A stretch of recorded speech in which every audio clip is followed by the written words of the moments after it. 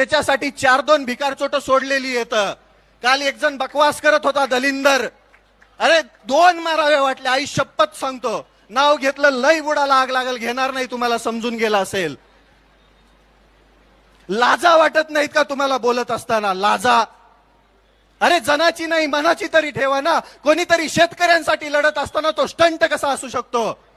जय श्रीराम. अरे भाड्याच्या कुत्र्या, अवकाशात राहून बोलत जा, कळलं?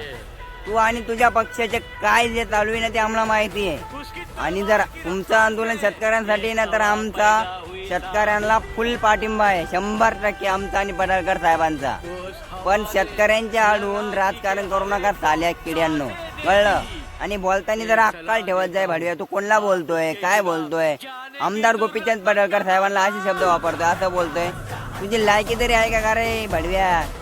हा, ज्यादा डोक्यात नको जाऊ तू. हा, जर पडळकर साहेबांच्या खिलाफ जर असा बोलला ना तर मग तुझी त्याला लावून ठोकू आम्ही, चाल्या चुचिंद्रिया. गोरगरीब जनतेला मध्ये आणून राजकारण करता झाल्यानं लाजा बिदा नाही वाटते का तुम्हाला? वर जाऊन पाप फेडावं लागेल भाडव्यांनो.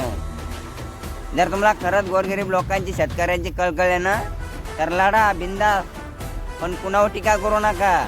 झाले अवकात नसताना पडळकर साहेबांनो बोलतो. परत बोल, तू सांगतो तुला काय पडळकर साहेबांचा दणका. आणि उगाच अशा बायलेवानी चाळे करू नको की आमदार गोपीचंद पडळकर साहेब तुमच्या कार्यकर्त्यांना सांगा जर माझ्या जीवाचं बरं वाईट झालं तर तुम्ही जबाबदार आहेत. छटोपट्या तुला जर एवढं भ्या वाटतं तर मग बोलतो कशाला, जग मारायला का? हा, चाल्या चुचुंद्र्या. गोपीचंद पडळकर साहेबांच्या नादी लागायचं नाही आणि परत त्यांच्यावर व्हिडिओ बनवायची नाही, नाही तर मग आमच्याशी गाठ्या. जय श्रीराम, जय मा भवानी.